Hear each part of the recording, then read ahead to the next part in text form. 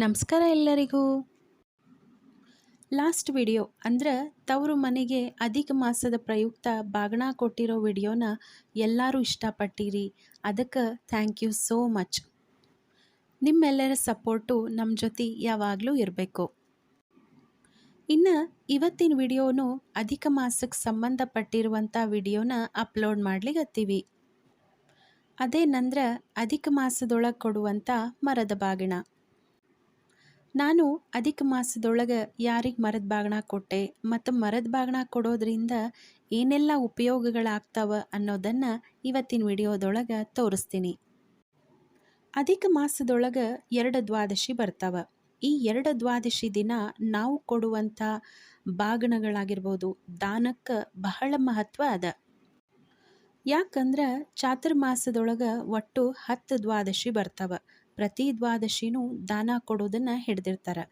ಆದ್ರೆ ಈ ಅಧಿಕ ಮಾಸದೊಳಗೆ ಬರುವಂಥ 2 ದ್ವಾದಶಿ ದಿನ ನಾವು ದಾನ ಕೊಟ್ರೆ ಚಾತುರ್ಮಾಸದೊಳಗೆ ಬರುವಂಥ 10 ದ್ವಾದಶಿಗೆ ದಾನ ಕೊಟ್ಟಿರುವಂಥ ಪುಣ್ಯಕ್ಕೆ ಸಮ ಅಂಥೇಳಿ ಹೇಳ್ತಾರೆ.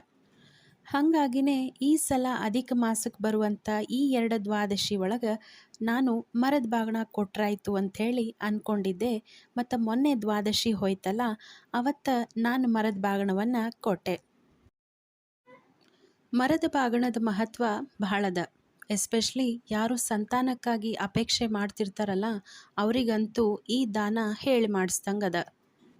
ಯಾಕಂದ್ರೆ ಮರದ ಬಾಗಿಣ ಕೊಡ್ಬೇಕಂದ್ರೆ ನಾವು ಬಿದಿರಿನ ಮರನ ಉಪಯೋಗಿಸ್ತೀವಿ. ಬಿದಿರು ನಮ್ಮ ವಂಶವನ್ನು ವೃದ್ಧಿ ಮಾಡ್ತದಂತ. ಹಾಗಾಗಿನೇ ಮರದ ಬಾಗಿಣಕ್ಕೆ ಬಹಳ ಮಹತ್ವ.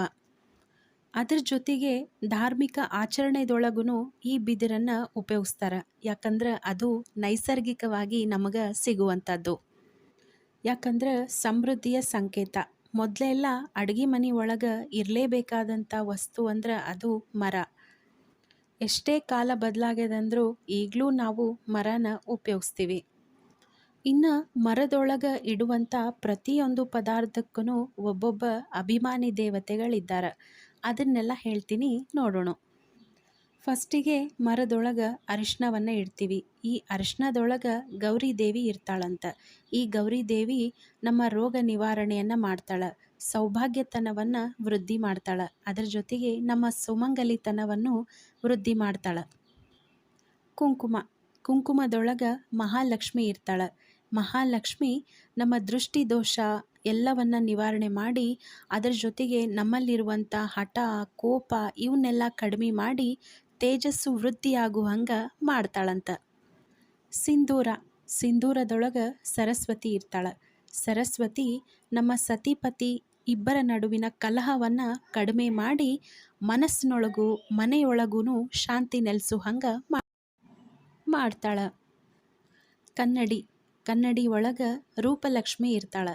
ಈ ರೂಪಲಕ್ಷ್ಮಿ ಮನೆಗೆ ಸಂಬಂಧಪಟ್ಟಂಥ ಏನೇ ವಾಸ್ತು ದೋಷಗಳಿದ್ರೂ ಕಡಿಮೆ ಮಾಡ್ತಾಳೆ.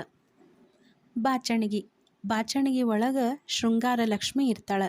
ಈ ಶೃಂಗಾರ ಲಕ್ಷ್ಮಿ ನಮ್ಮ ತಲೆಗೆ ಸಂಬಂಧಪಟ್ಟಂಥ ಏನೇ ರೋಗ ರುಜಿನಗಳಿದ್ರೂ ಕಡಿಮೆ ಮಾಡ್ತಾಳೆ. ಕಾಡಿಗೆ ಒಳಗೆ ಲಜ್ಜಾಲಕ್ಷ್ಮಿ ಇರ್ತಾಳೆ. ಈ ಲಜ್ಜಾಲಕ್ಷ್ಮಿ ನಮ್ಮ ದೃಷ್ಟಿ ದೋಷವನ್ನು ನಿವಾರಣೆ ಮಾಡೋದ್ರ ಜೊತೆಗೆ ನಮ್ಮ ಕಣ್ಣಿಗೆ ತೇಜಸ್ಸನ್ನು ಅಂದರೆ ಹೊಳಪನ್ನು ಕೊಡ್ತಾಳೆ. ಇನ್ನು ಮುಖ್ಯವಾಗಿ ಇಡೋದು ಅಕ್ಕಿ ಒಳಗೆ ಸಾಕ್ಷಾತ್ ಮಹಾಲಕ್ಷ್ಮಿ ನೆಲೆಸಿರ್ತಾಳೆ. ಮಹಾಲಕ್ಷ್ಮಿ ನಮ್ಮ ಮನಸ್ಸಿಗೆ ಸಂಬಂಧಪಟ್ಟಂಥ ಏನೇ ರೋಗ ರುಜಿನಗಳಿದ್ರೂ ಸಂಪೂರ್ಣವಾಗಿ ಅವುಗಳನ್ನೆಲ್ಲ ಕಡಿಮೆ ಮಾಡ್ತಾಳೆ. ತೊಗರಿಬೇಳೆ ಒಳಗೆ ವರಲಕ್ಷ್ಮಿ ಇರ್ತಾಳೆ. ಈ ವರಲಕ್ಷ್ಮಿ ನಮಗೆ ಕುಜದೋಷ ಏನಾದರೂ ಇದ್ರೆ ಅಥವಾ ಜನ್ಮಾಂತರದೊಳಗೆ ಏನಾದರೂ ಕುಜದೋಷ ಇತ್ತು ಅಂದ್ರೆ ಅದರ ನಿವಾರಣೆ ಮಾಡ್ತಾಳೆ. ಇದರ ಜೊತೆಗೆ ರಜಸ್ವಲೆ ದೋಷವನ್ನು ನಿವಾರಣೆ ಮಾಡ್ತಾಳೆ.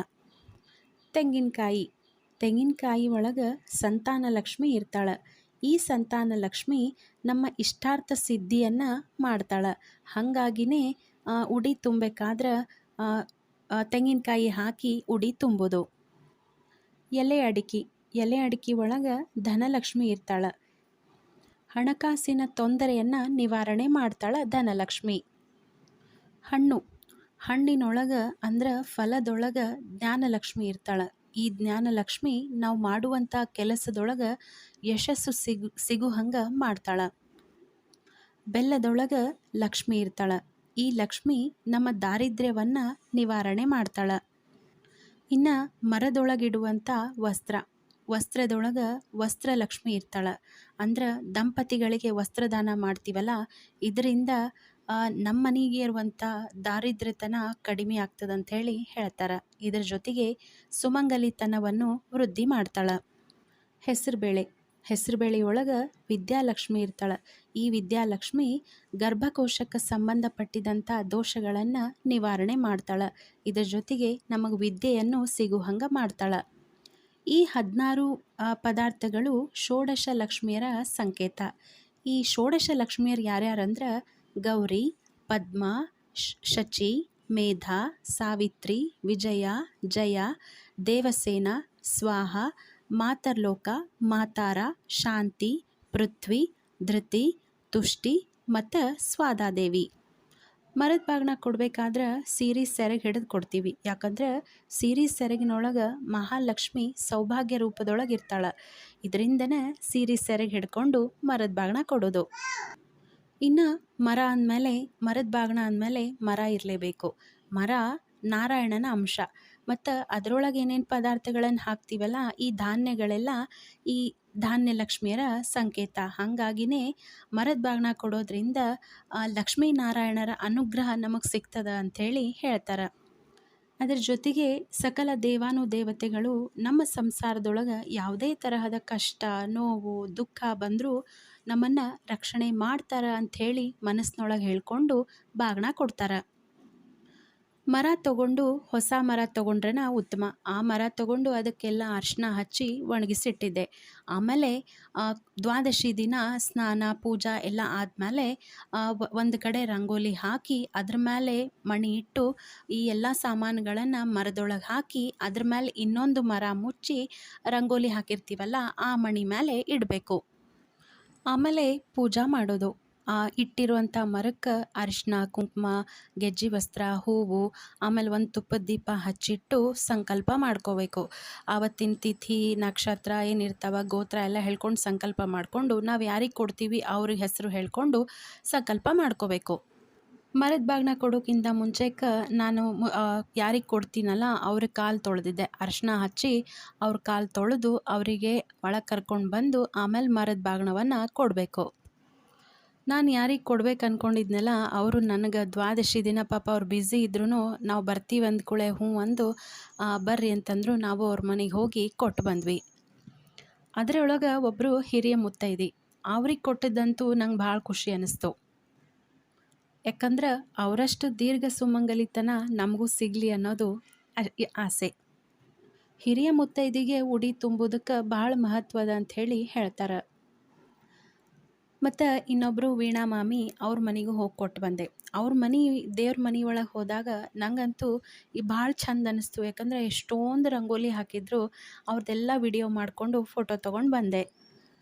ನಾನು ಕೇಳಿದ್ದಕ್ಕೆ ಪ್ರತಿಯೊಂದು ರಂಗೋಲಿದು ಅದ್ರ ಮಹತ್ವ ಏನು, ಅದ್ರ ಹೆಸರೇನು, ಅದು ಯಾಕೆ ಹಾಕಬೇಕು ಎಲ್ಲನೂ ಹೇಳಿದ್ರು ನಂಗೆ. ದೇವ್ರ ಮನೆ ಒಳಗೆ ಒಂದು ಸಣ್ಣ ತುಳಸಿ ವೃಂದಾವನ ಇಟ್ಕೊಂಡು ಅದಕ್ಕೆ ಪೂಜಾ ಮಾಡಿದರು. ನೋಡ್ಲಿಕ್ಕಂತೂ ಭಾಳ ಚಂದ ಪೂಜಾ ಮಾಡಿದರು. ಹೇಗಿತ್ತು ಇವತ್ತಿನ ವಿಡಿಯೋ? ಇನ್ನೂ ಯಾರಿಗಾರು ಮರದ ಬಾಗಿನ ಕೊಡಬೇಕು ಅನ್ನೋದಿದ್ರೆ ಇದೇ ತಿಂಗಳು 12ನೇ ತಾರೀಕಿಗೆ ಅಧಿಕ ದ್ವಾದಶಿ ಅದ ನೋಡ್ರಿ. ಯಾರಾದರೂ ಕೊಡೋದಿದ್ರೆ ಕೊಡ್ಬೋದು. ಹೆಂಗೂ ಅವತ್ತು ಶುಕ್ರವಾರನೂ ಅದ. ಇನ್ನೂ ಮರದ ಬಾಗಿನದ ಬಗ್ಗೆ ಭಾಳ ಅದ. ನನಗೆ ಎಷ್ಟು ಗೊತ್ತದನೋ ಅಷ್ಟ ನಿಮ್ಮ ಮುಂದೆ ಹೇಳೀನಿ. ನಿಮಗೆ ಇದ್ರ ಬಗ್ಗೆ ಅಂದರೆ ಮರದ ಬಾಗಿನದ ಬಗ್ಗೆ ಇನ್ನೂ ಹೆಚ್ಚಿನ ಮಾಹಿತಿ ಇತ್ತಂದ್ರೆ ಕಮೆಂಟ್ ಮಾಡಿ ಹೇಳ್ರಿ. ನಾನು ತಿಳ್ಕೊಂಡಂಗೆ ಆಗ್ತದೆ. ಇವತ್ತಿನ ವಿಡಿಯೋ ಇಷ್ಟ ಆಗಿತ್ತಂದ್ರೆ ನಮ್ಮ ವಿಡಿಯೋನ ಲೈಕ್ ಮಾಡಿರಿ. ಹಾಗೆ ನಮ್ಮ ಚಾನಲ್ನ ಸಬ್ಸ್ಕ್ರೈಬ್ ಮಾಡಿಕೊಂಡು ನಮ್ಮ ವಿಡಿಯೋಸನ್ನು ನೋಡಿರಿ. ಮತ್ತು ಮುಂದಿನ ವಿಡಿಯೋ ಜೊತೆ ಅಂದರೆ ಅಧಿಕ ಮಾಸದ ಸ್ಪೆಷಲ್ ವಿಡಿಯೋ ಜೊತೆ ಮತ್ತೆ ಬರ್ತೀವಿ. ಅಲ್ಲಿ ತನಕ ಎಲ್ಲರಿಗೂ ಥ್ಯಾಂಕ್ ಯು.